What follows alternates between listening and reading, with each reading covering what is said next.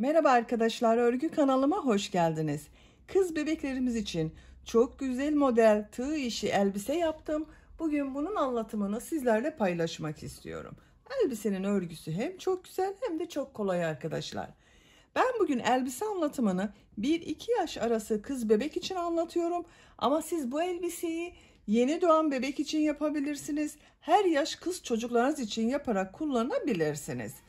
Elbise örgüsüne bel örgüsünü yaparak başlıyoruz. Siz yapacak olduğunuz bebeğinizin veya çocuğunuzun büyüklüğüne göre istediğiniz zincir sayısıyla başlayabilirsiniz. Elbiseyi iki renkli çalıştım arkadaşlar. Bakın bu renk ve beyaz renkli iplik ile bu şekilde katlı gibi görünen bir görüntü elde ettim etek bölümünde. Bakın çok güzel oldu etek bölümünün burası da. Bel örgüsünün buraya da dantel taktım bakın. Dantel ve kurdaleden oluşan ikiliyi taktım. İki düğme ile askıyı birleştirdim burada. Bakın askılarını yaptım. Uçlarına iki düğme diktim. Burada birleştirdim.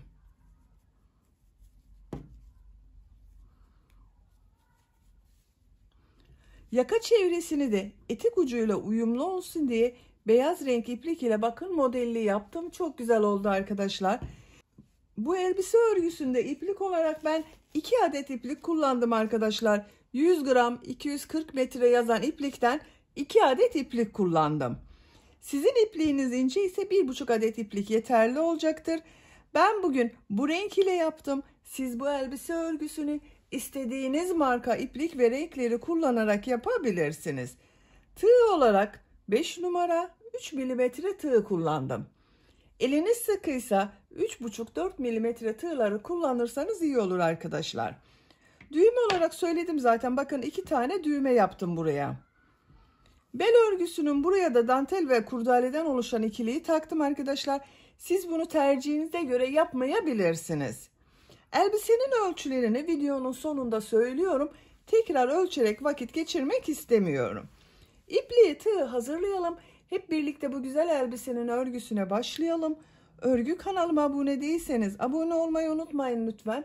Örgü kanalıma abone olmak ücretsiz. Örgü kanalıma ücretsiz abone olup orada bulunan zil şeklini dokunarak açık yaparsanız kanalıma video yüklediğim zaman ilk önce size bildirim gelir. Örgülerimden herkesten önce sizin haberiniz olur. İzlediğiniz videolarıma beğeni ve yorumlarınızı yaparsanız çok sevinirim arkadaşlar. Hepinize kolay gelsin. İyi çalışmalar.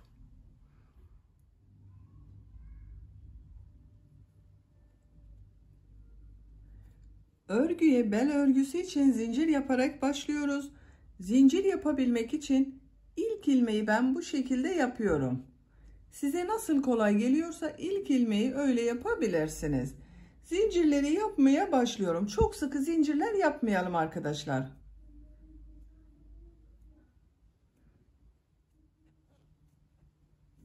...90 zincir yaptım. Benim yapacağım ölçü için bu 90 zincir yeterli. Çok sıkı olmayan zincirler yaptım bakın arkadaşlar. Bu sırada bu zincirler üzerine trabzanlar yapacağız.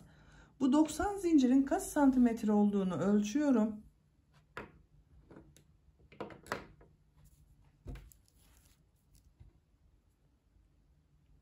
Sıfır noktasına başlangıcını tuttum. Ölçtüğüm zaman 39 santimetre zincir uzunluğu var. Siz bunu bebeğinizin beline göre ölçerek yaparsanız çok iyi olacaktır. Bel ölçüsüne göre yapıyoruz arkadaşlar başlangıcına. Siz daha küçük veya daha büyük bebekler için yapmak istiyorsanız da bebeğinizin bel ölçüsüne göre yaparsanız iyi olur. Ama sizin bebeğinizin kilosuna, gelişimine göre bu zincir sayısı daha az veya daha çok yapabilirsiniz. Trabzanlar yapacağımı söylemiştim. 3 zincirde dönüş için yapıyorum. 1 2 3 1 2 3 ilmek atlıyorum. 4. ilmek içine trabzan yapıyorum. Diğer ilmekleri de trabzan yaparak devam ediyorum. Her ilmek içine bir trabzan yapıyorum. Bakın ikili trabzan yapıyorum. 2 defada çıkarıyorum arkadaşlar.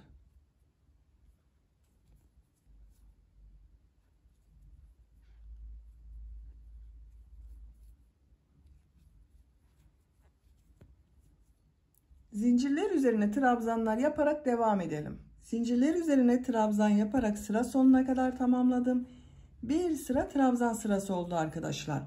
Bu bir sıra üzerinde 90 trabzan var. Trabzan yaptıktan sonra tekrar ölçüyorum. Trabzan yaptığımız zaman zincirler açılacak, ölçü biraz büyüyecektir arkadaşlar. Zinciri ölçmüştük, 39 santimetre gelmişti. Bakın bu şekilde ölçtüm, 40 santimetre geldi.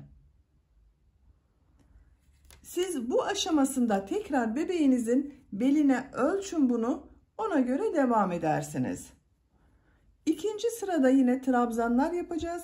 Trabzanları boşluktan alarak trabzan yapacağız.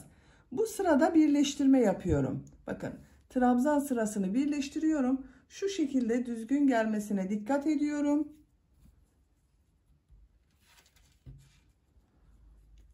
Bu son ilmek ile burada yaptığım bir ilmek var. Tığ takıyorum. İlmek kaydırması yaparak sırayı birleştiriyorum. Bakın sırayı birleştirdik. 2 zincir yapıyorum. Bir düz bir ters boşluklardan alarak trabzan yapacağız bu sırada. İlk trabzanı bakın düz taraftan boşluktan alıyorum. Trabzan yapıyorum. İkinci trabzanı ters taraftan boşluktan alıyorum. Trabzan yapıyorum. Düz taraftan boşluktan alıyorum. Trabzan yapıyorum. Ters taraftan boşluktan alıyorum. Trabzan yapıyorum.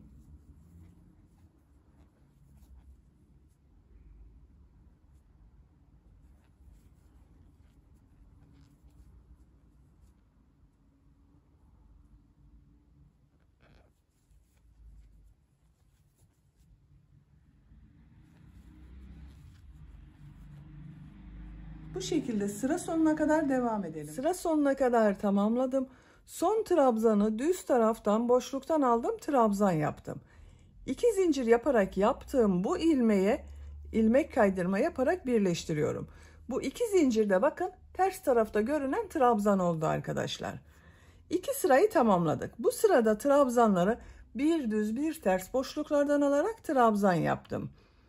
Bu ilk yaptığım sırayı birleştiriyorum burada arkadaşlar, bakın. Burada 3 ilmek atlayarak oluşturduğum bir trabzan vardı. Bu ilmeğe tığ takıyorum. İpliği içinden çekiyorum. Bakın sıkı yaptım. İlmek alıyorum, sıkılıyorum. Bakın burayı birleştirdim. Artık birleşti. 3. sıradayım. 2 zincir yapıyorum. Bu sırada bu trabzanları nasıl görüyorsam o şekilde boşluktan alıyorum, trabzan yapıyorum. Düz taraftan görüyorum, düz taraftan boşluktan alıyorum, trabzan yapıyorum. Ters tarafta görünüyor, ters taraftan alıyorum, trabzan yapıyorum.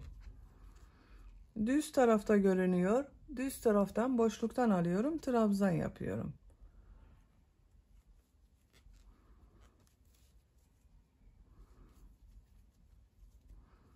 Bu şekilde sıra sonuna kadar devam edelim. İlmek kaydırma yapalım, birleştirelim. Bir sonraki sırada yine nasıl görüyorsan o şekilde boşluktan alalım, trabzan yapalım. Yapacak olduğunuz bebeğin, çocuğun büyüklüğüne göre bu sıra sayısı 4 sıra olabilir, 5 sıra olabilir, 6 sıra olabilir arkadaşlar. Bel örgüsünü tercihinize göre istediğiniz kadar sıra sayısını yaparak tamamlayalım. Bel örgüsünü 4 sıra olarak yaptım. Sıra sonunda ilmek kaydırma yaparak birleştirdim. 1, 2, 3, 4. Ölçüyorum.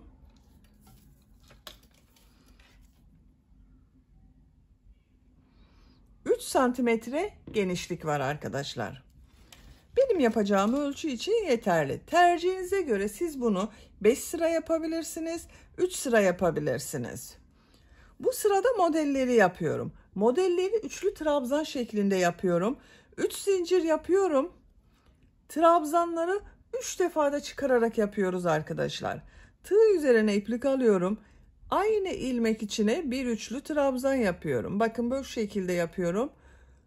1, 2, 3. 3 defada çıkardım. Bu 3 zincirde bir trabzan oluyor. 2 zincir yapıyorum. Tığ üzerine iplik alıyorum. Aynı ilmek içine 2 üçlü trabzan yapıyorum. Yavaş yapıyorum bakın.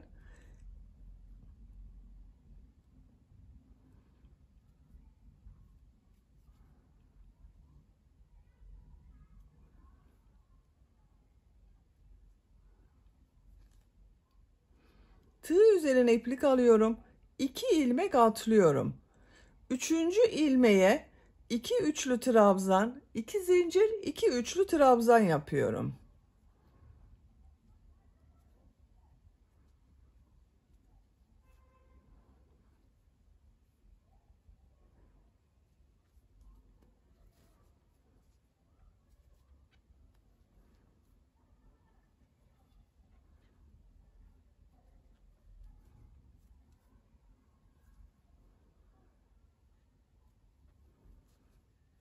Tığ üzerine iplik alıyorum.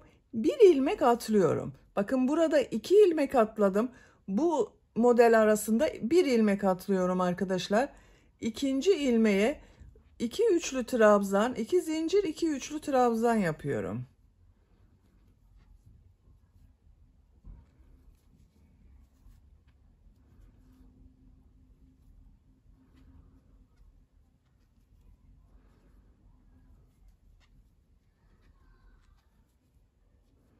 Tığ üzerine iplik alıyorum.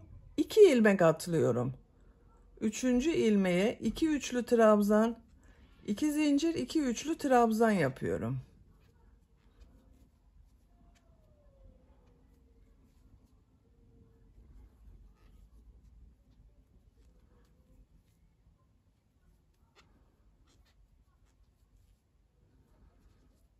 Bir ilmek atlıyorum. 2 üçlü trabzan, 2 zincir, 2 üçlü trabzan yapıyorum. Bakın. Model bu şekilde oluyor. Sadece model arasında bir yerde 2 ilmek atlıyoruz, diğerinde bir ilmek atlıyoruz. Her sırada bakın, hepsinde birer ilmek atlarsanız çok sık model oluşuyor arkadaşlar. Her model arasında 2 ilmek atlarsanız da modeller çok seyrek oluyor. Çok dar bir etek örgüsü elde ediyoruz. Onun için bir yerde 2 ilmek atlıyorum, bir yerde bir ilmek atlıyorum. Sıra sonuna kadar devam edelim. Modelleri sıra sonuna kadar yaptım. Sıra sonunda bakın bir ilmek kaldı.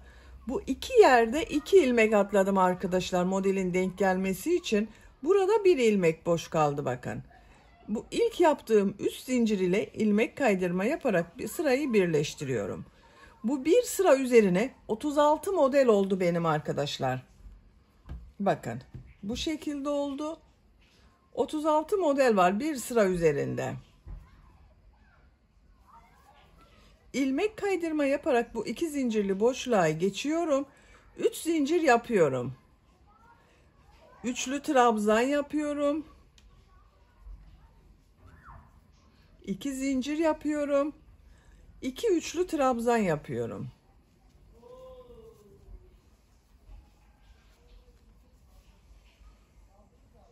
Diğer modele geçiyorum. 2 üçlü trabzan, 2 zincir, 2 üçlü trabzan yapıyorum. Model çok kolay. Bu şekilde oluyor arkadaşlar.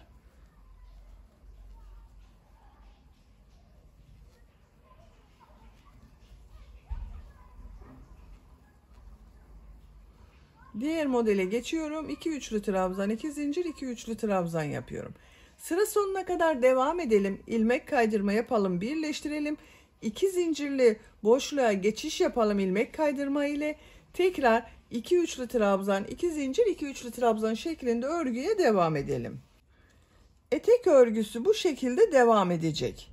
Yapacak olduğunuz çocuğun büyüklüğüne ve tercihinize göre model sırasını tekrarlayarak etek örgüsünü tamamlayalım. Model bölümünü 12 model sırası olarak yaptım. 1, 2, 3, 4, 5, 6, 7, 8, 9, 10, 11, 12. Sıra sonunda ilmek kaydırma yaparak birleştirdim. Santimetre olarak ölçüyorum.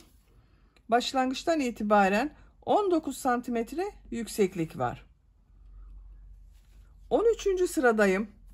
İlmek kaydırma yaparak buraya geçiyorum. 3 zincir yapıyorum. Tığ üzerine iplik alıyorum. Bakın üçlü trabzan yapıyorum yine. 3 defa da çıkarıyorum. 2 zincir yapıyorum. Bu trabzanı bakın şu şekilde ilmeğe tığ takıyorum. Pıtırcık modeli yapıyorum.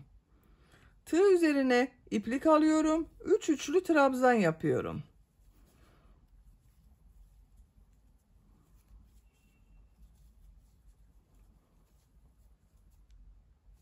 Tığ üzerine iplik alıyorum. Diğer model ortasına da 3 üçlü trabzan yapıyorum.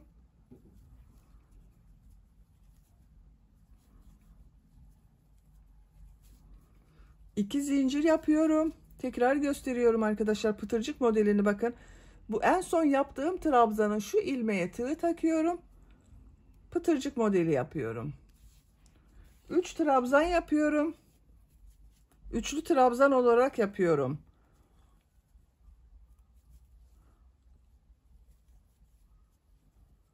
Üç defa da çıkardığımız trabzanı yapıyorum. Diğer model ortasına da 3 üçlü trabzan yapıyorum. Bir pıtırcık modeli yapıyorum. Bu şekilde görüntü oluyor. Sıra sonuna kadar devam edelim. Sıra sonuna kadar tamamladım. Son modeli burada yaptığım ilk model ile ilmek kaydırma yaparak birleştiriyorum. İpliği kesiyorum.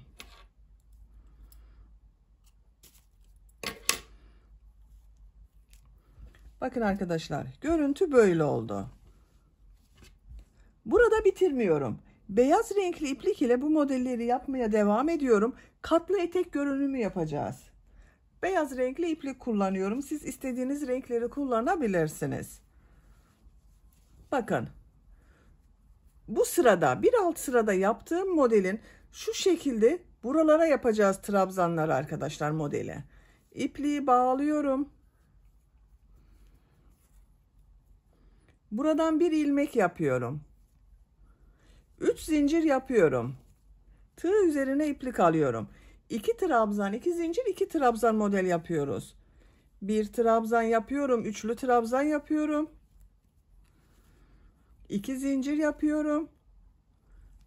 2 üçlü trabzan yapıyorum.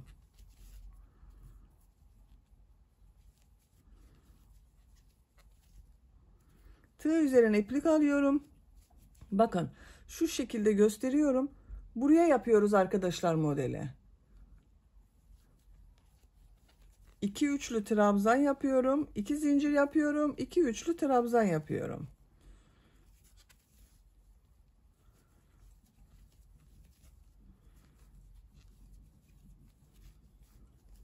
Tığ üzerine iplik alıyorum. Bakın bu boşluğa yapıyorum.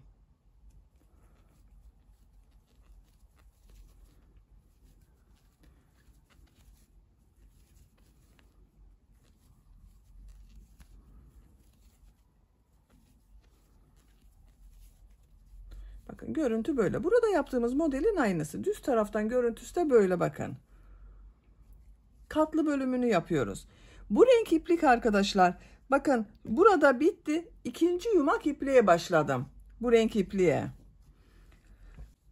Modelleri yaparak sıra sonuna kadar devam edelim.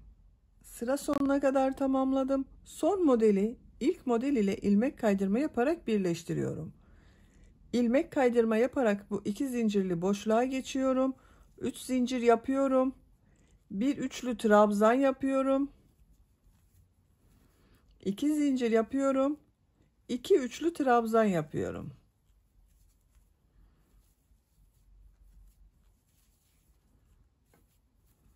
Tığ üzerine iplik alıyorum. Diğer model ortasına da 2 üçlü trabzan, 2 zincir, 2 üçlü trabzan yapıyorum.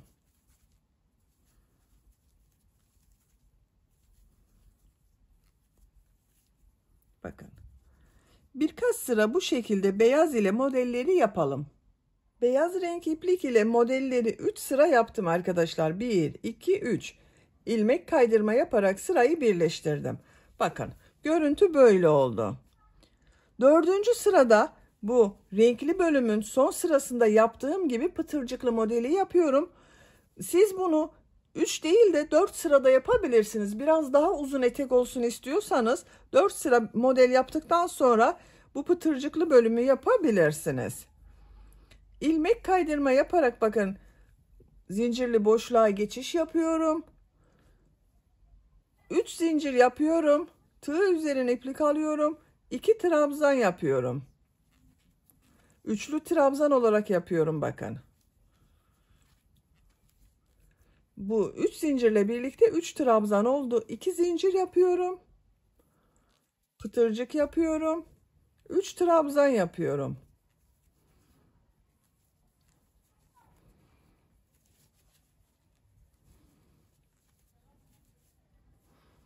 Diğer model ortasına 3 üçlü trabzan yapıyorum.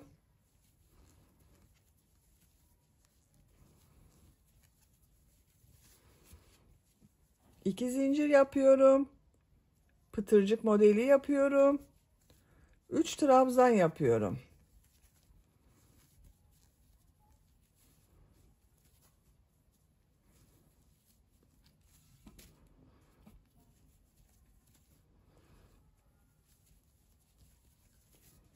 Bakın.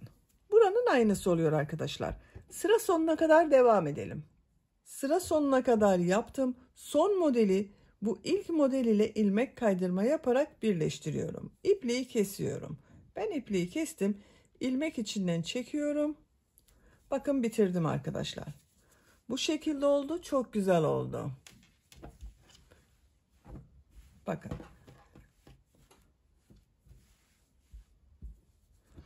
Etek bölümünü bitirdim.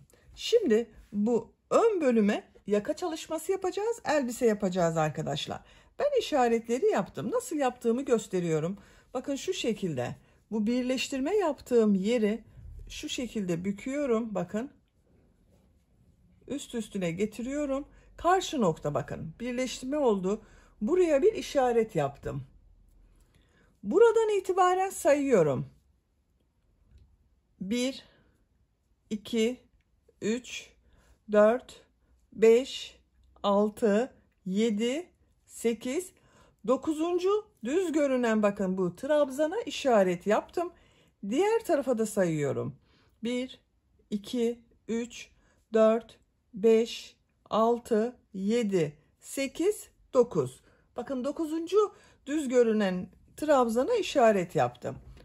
Bu iki işaret arasından örgüyü devam edeceğiz arkadaşlar. Yaka örgüsünü yapacağız. Bu beyaz iplik ile bakın işaret yaptığım ilmekten iplik bağlıyorum. Buradan iplik bağlıyorum.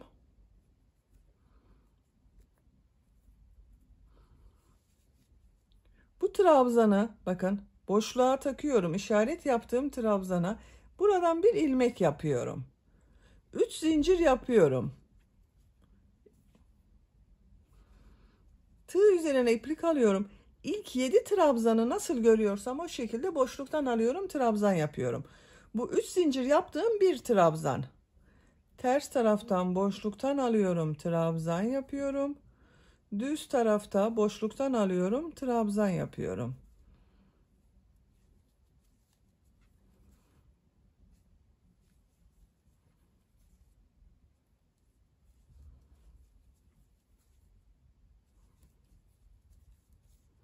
Bakın arkadaşlar 7 trabzan oldu. Bu 7 trabzan boşluktan alarak devam edeceğiz. Buradan itibaren model yerleştiriyorum. Bu 7 trabzanı bu sıra sonunda da yapacağız arkadaşlar. Arada model olacak. Tığ üzerine iplik alıyorum. 3 ilmek atlıyorum. 1, 2, 3, 4. ilmeğe 2 trabzan, 2 zincir, 2 trabzan yapıyorum. Normal trabzan yapıyorum arkadaşlar burada.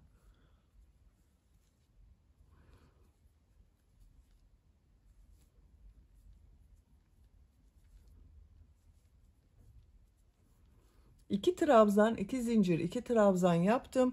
Tığ üzerine iplik alıyorum. 3 ilmek atlıyorum. 4. ilmeğe 2 trabzan, 2 zincir, 2 trabzan yapıyorum.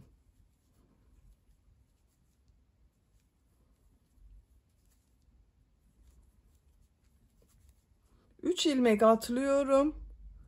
Bakın hem işaret yaptığım ilmek arkadaşlar bu. Bunun üzerine 2 trabzan, 2 zincir, 2 trabzan yapıyorum.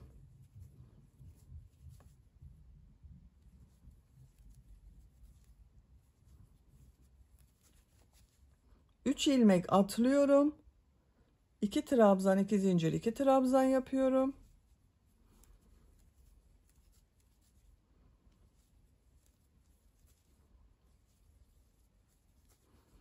Üç ilmek atlıyorum. 2 trabzan, 2 zincir, 2 trabzan yapıyorum.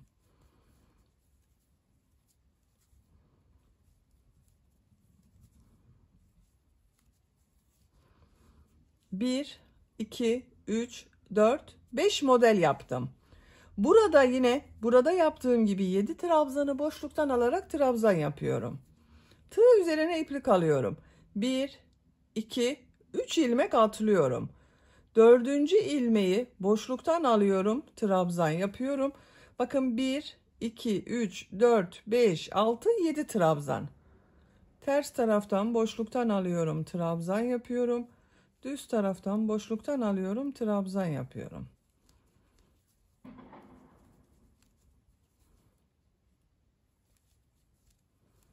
Bakın son trabzanı bu işaret yaptığım ilmekten yapıyorum arkadaşlar.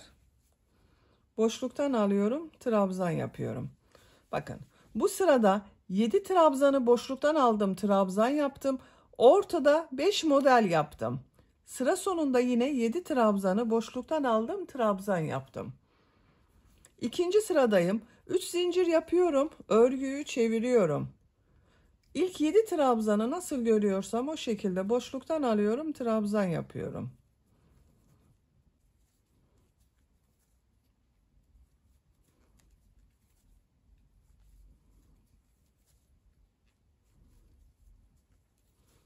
Yedi trabzanı bir düz bir ters boşluktan aldım, trabzan yaptım. Tığ üzerine iplik alıyorum. Model ortasında 2 zincir yaptım. Bunun üzerine 2 trabzan, 2 zincir, 2 trabzan yapıyorum.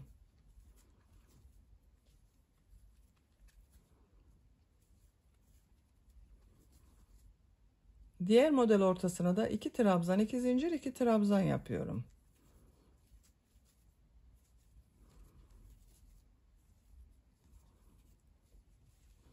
Bakın bu şekilde arkadaşlar. Sıra sonuna kadar devam edelim. Sıra sonunda bu 7 trabzanı nasıl görüyorsan o şekilde boşluktan alıp trabzan yapacağız. Sıra sonuna kadar yaptım. Sıra sonunda bakın 7 trabzanı nasıl görüyorsam o şekilde boşluktan aldım, trabzan yaptım. Sıra başında olduğu gibi. 3 zincir yapıyorum. Örgüyü çeviriyorum. İlk 7 trabzanı nasıl görüyorsam o şekilde boşluktan alıyorum, trabzan yapıyorum.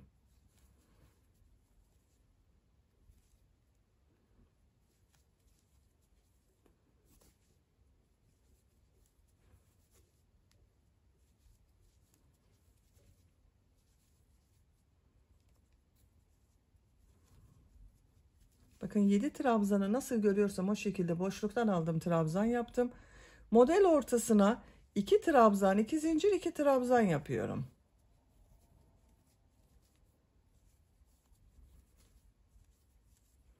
Diğer modele başlıyorum.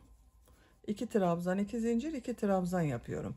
Yaka örgüsü bu modelle devam edecek arkadaşlar.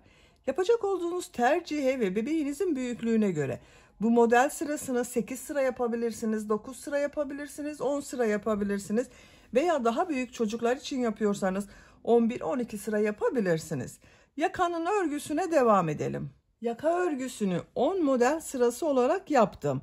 1, 2, 3, 4, 5, 6, 7, 8, 9, 10. Kenarlarda bakın 7 trabzanı nasıl görüyorsam o şekilde boşluktan aldım, trabzan yaptım. Santimetre olarak ölçüyorum. Genişliğini ölçüyorum. 16 santimetre. Yüksekliğini ölçüyorum. 10 santimetre. Bu benim için yeterli. Siz isterseniz bir sıra önceden bitirebilirsiniz arkadaşlar. Bu sırada bu bakın bir düz bir ters yaptığımız örgüleri model üzerinde de devam edeceğiz. 3 zincir yapıyorum. Örgüyü çeviriyorum.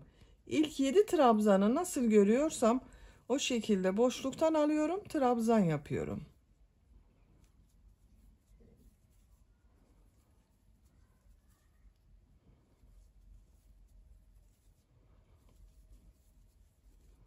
Bakın bu şekilde oldu.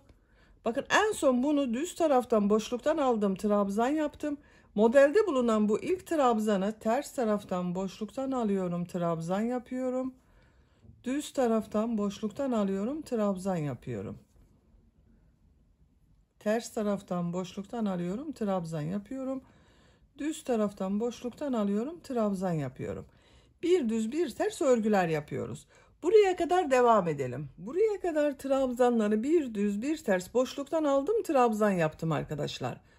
Bakın burada bir iki trabzan var. Bunu düz taraftan boşluktan alarak trabzan yapmam gerekiyor düzgün görünmesi için. Bakın bunu düz taraftan boşluktan aldım, trabzan yaptım. Burada iki trabzan var. Bu iki trabzanı birlikte alıyorum. Bakın ters taraftan, ters tarafta görünen trabzan oluyor. Düz tarafta görüyorum, düz tarafta görünen trabzanı yapıyorum.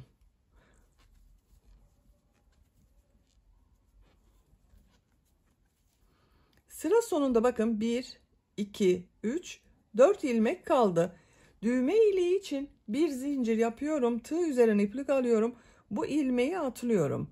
Bu ilmeği bakın düz taraftan boşluktan alıyorum. Trabzan yapıyorum. Düğme iliğinden önce de bakın düz taraftan boşluktan aldım. Trabzan yaptım. Bunu da düz taraftan aldım. Ters taraftan boşluktan alıyorum. Trabzan yapıyorum. Trabzan yapıyorum. 3 zincir yapıyorum. Örgüyü çeviriyorum. 2 düğme iliğinin yerini belirledik arkadaşlar bakın. Trabzanları nasıl görüyorsam o şekilde boşluktan alıyorum, trabzan yapıyorum. Bu bir zincir yaptığım boşluk üzerine bir trabzan yapıyorum. Nasıl görüyorsam o şekilde boşluktan alarak devam ediyorum. Bu düğme iliği yaptığımız yere kadar devam edelim. Düğme iliği yaptığım bir zincire kadar bakın bir düz bir ters yaptım. Bu zincir üzerine bir trabzan yapıyorum. Nasıl görüyorsam o şekilde boşluktan alıyorum, trabzan yapıyorum. Bakın son ilmeği de bu şekilde trabzan yapıyorum. İpliği kesiyorum.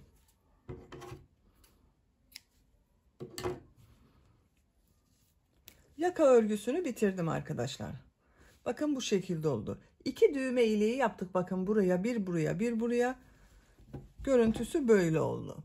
Şimdi askılarını yapalım. Askıları yapacağız. Arka bölümü bu düğme ilikleriyle birleştireceğiz.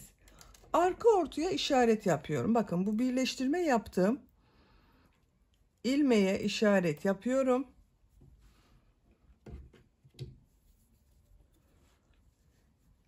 Bu işaret yaptığım ilmekten sonra sayıyorum. Bakın bu düz görünen trabzanları sayıyorum.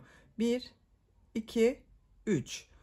Dördüncü olandan iplik bağlıyorum.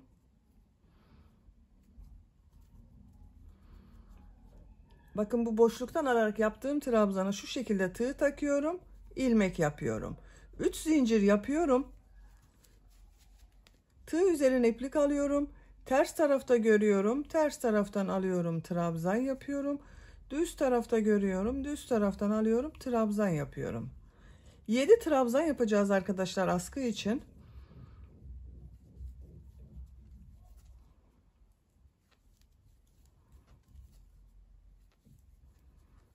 Bakın. Bu 3 zincir yaptığımda bir trabzan. 1, 2, 3, 4, 5, 6, 7. 3 zincir yapıyorum. Örgüyü çeviriyorum. Nasıl görüyorsam o şekilde boşluktan alıyorum, trabzan yapıyorum.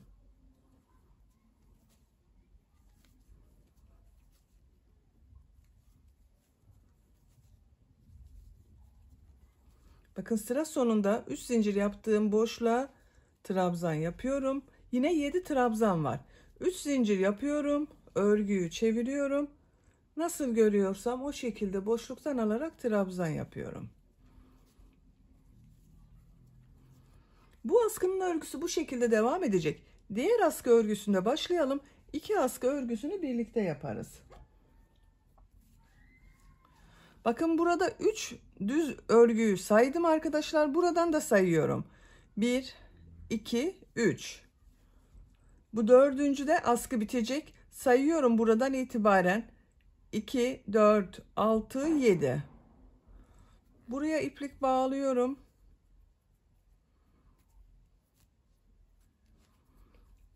Bakın bu düz olandan, boşluktan alıyorum. Trabzan yapıyorum. Bakın buradan sayıyorum arkadaşlar. 1, 2, 3, 4, 5, 6, 7. 7 düz görünen trabzan var. Bunun bu dördünü bakın boşluktan alarak trabzan yapacağız. 3'ü boş kalacak. 3 zincir yapıyorum.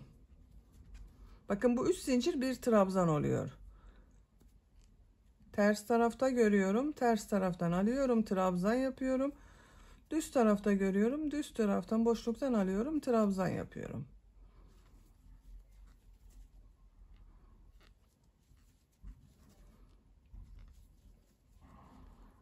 Bakın bu askı içinde 2, 4, 6, 7 trabzan yaptım. 3 zincir yapıyorum. Örgüyü çeviriyorum. Nasıl görüyorsam o şekilde boşluktan alarak trabzan yapıyorum.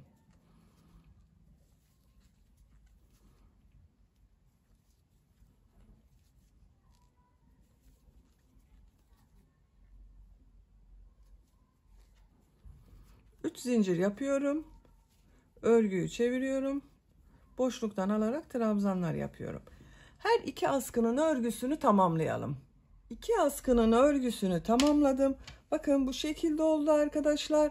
Askı ucuna da birer tane düğme diktim. Kaç sıra yaptığımı sayıyorum. 2, 4, 6, 8, 10, 12, 14, 16, 18, 20, 22, 24, 26, 28, 30, 32, 34 sıra yaptım. Bu 34 sıranın kaç santimetre olduğunu ölçüyorum arkadaşlar. Esnek bakın. Askının örgüsü çok esnek oldu.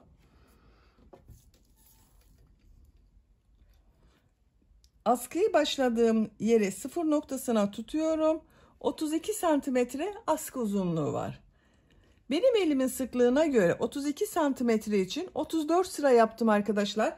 Siz daha fazla veya daha az sayıda yapabilirsiniz. Bakın. Yaptığım askıyı da buraya birleştiriyorum. Uzunluğunu ayarlayabilirsiniz. Bakın çok güzel oldu. Şimdi bu yaka çevresinden de burada yaptığımla uyum olması için beyaz renk iplik ile pıtırcık modelleri yapacağız arkadaşlar. Bakın buradan başlıyorum. Bu ilmeğe iplik bağlıyorum. Şu bakın modeli başladığım yerden bir ilmek yapıyorum. 2 zincir yapıyorum. Aynı yere sık iğne yapıyorum. Her trabzan sırasına bir pıtırcık yapıyorum. Bir sık iğne, 2 zincir, bir sık iğne yapıyorum.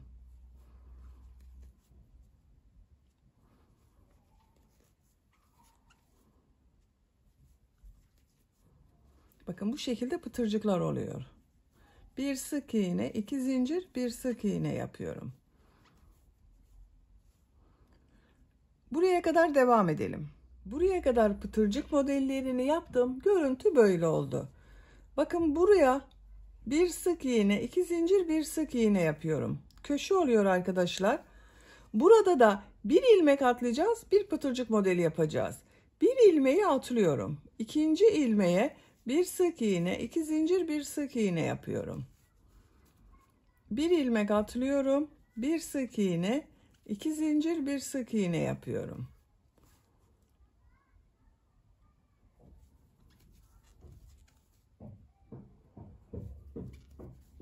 Bakın bu şekilde. Buraya kadar devam edelim. Buraya kadar pıtırcık modellerini tamamladım. Son yaptığım ilmeği bu ilmek ile bakın ilmek kaydırma yaparak birleştiriyorum. İpliği kesiyorum.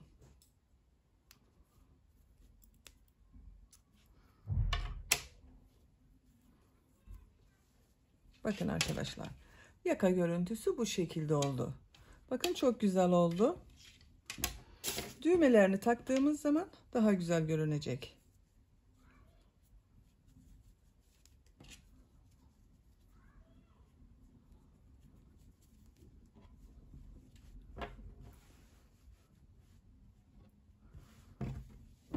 Etek bölümüyle de uyumlu oldu. Çok güzel oldu arkadaşlar. Elbisenin bitmiş olarak size ölçülerini söylüyorum. İlk önce bel örgüsünün buradan genişlik ölçüyorum. 24 santimetre. Yüksekliğini ölçüyorum. Etek yüksekliğini ölçüyorum. 25 santimetre. Yakadan itibaren tam yüksekliğini ölçüyorum. 37 santimetre. Benim yapacağım ölçü için yeterli. Ben bugün bu elbise örgüsünü 1-2 yaş arası çocuk için yaptım arkadaşlar. İlk 3 yaşa kadar çok rahat kullanılabilir. Bebeğiniz kilolu olursa 6 aylık bebek için olur. Beni dinlediğiniz ve izlediğiniz için hepinize çok teşekkür ederim. Örgü kanalıma abone değilseniz abone olmayı unutmayın lütfen. Örgü kanalıma abone olmak ücretsiz. Örgü kanalıma ücretsiz abone olup orada bulunan zil şeklini dokunarak açık yaparsanız kanalıma video yüklediğim zaman ilk önce size bildirim gelir. Örgülerimden herkesten önce sizin haberiniz olur. İzlediğiniz videolarıma beğeni ve yorumlarınızı yaparsanız çok sevinirim arkadaşlar. Sizlerle yeni örgülerde görüşmek dileğiyle. Hoşça kalın, sevgiyle kalın.